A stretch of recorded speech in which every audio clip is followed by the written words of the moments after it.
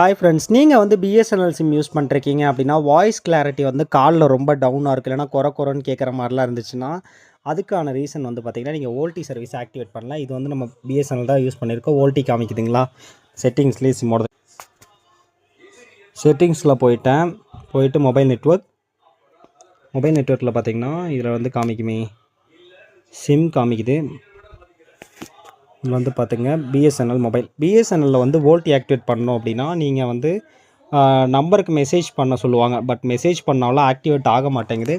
நீங்கள் 1503ங்கிற customer care நம்பருக்கு கால் பண்ணி எனக்கு என்னோடய நம்பரில் வோல்டி சர்வீஸ் ஆக்டிவேட் பண்ணி கொடுங்கன்னு சொன்னிங்கன்னா அவங்க ரெக்வஸ்ட் எடுத்துக்குவாங்க. வித்தின் 24 ஹவர்ஸில் ஆக்டிவேட் ஆயிடுச்சு அப்படின்னா வாய்ஸ் கிளாரிட்டி அவ்வளோ அருமையாக இருக்கும், சூப்பராக இருக்கும். முடிஞ்சளவுக்கு வோல்டி சர்வீஸ் ஆக்டிவேட் பண்ணிக்கங்க. கஸ்டமர் கேர் கால் பண்ணி 1503 நம்பருக்கு கால் பண்ணி வோல்டி ஆக்டிவேட் பண்ணிக்கங்க. எல்லா ஆண்ட்ராய்ட் ஃபோனுக்குமே சப்போர்ட் ஆகும். சூப்பராக இருக்குது. 4Gமே வந்து நல்லா இருக்குது. இது வந்து பார்த்திங்கன்னா நான் டேப்பில் யூஸ் பண்ணுறேன். பார்த்திங்கன்னா நெட் வந்து 4G பார்த்துக்குங்க. இங்கே வந்து நெட்வொர்க் ஸ்பீடு காமிச்சு தர போகிறேன்.